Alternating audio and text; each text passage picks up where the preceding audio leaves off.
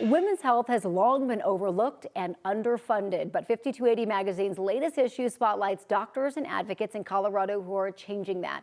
Here to talk more about this is their senior editor, Rose Cahalan. Thank you so much for coming in. Great to be here. Thanks for having me. Why did you decide women's health was a topic you guys wanted to explore? Well, it affects 50% of the population. This was part of our annual Top Doctors issue, which is a searchable directory of 1,200 of the best physicians across the metro area in 75 specialties.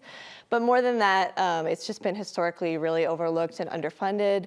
Drug companies haven't wanted to invest in developing new treatments, and so that trickles down and affects the care women can get. So one example of that being when women go to the emergency room, they're less likely to be offered pain medication. Wow. Although we live longer than men, on average, we spend more of our senior years in poor health. So those are just a few examples of some of the disparities that Colorado researchers are trying to fix. It's so interesting, and you guys really span the whole gamut here when it comes to ages of women. So let's first talk about one of the stories that you talk about is a new clinic for teen athletes at Children's Hospital. What's that all about? Yes, it's called the Female Athlete Program. It was started about a year ago, and it's one of the first of the kind it's in the nation.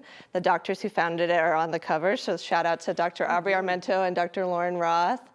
And it's really about providing wraparound care for female athletes, which have also been overlooked. So I wrote about a cross-country runner who arrived at the clinic with pain in her hip.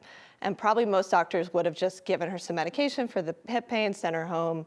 But because they built a relationship with her and built trust, she opened up about her eating disorder. They referred her to a sports dietitian. And now she's a big advocate at her school and in her community for healthy body image. Wow, that is incredible. What a needed clinic. I love that. And incredible doctors here on the cover right there. Those are the doctors. So let's jump into pregnancy and postpartum care. Such a big part of women's health and the journey. What did you learn there? So we focus on a nonprofit called Mama Bird, which is a really amazing resource in Aurora, but also across the Denver area. And it was founded by a doula named Bertie Johnson after she had a really harrowing experience giving birth to her first child. So her child unfortunately didn't survive. She barely survived.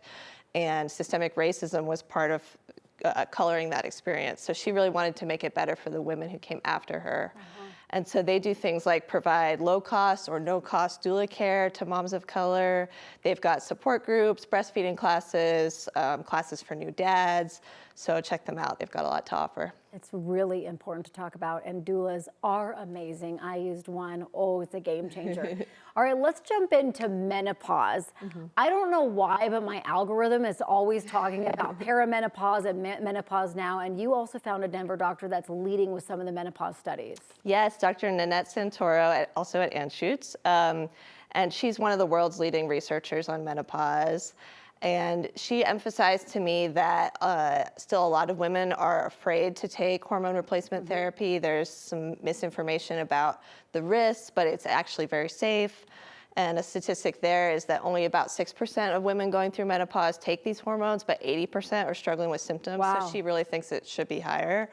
And she just emphasized that you don't need to wait until it's really affecting your life. If you're struggling a little bit with the occasional hot flash or just not feeling like yourself, go ask for help, and there's all kinds of help available. And real quick, we do want to talk about a doctor who's studying heart attacks.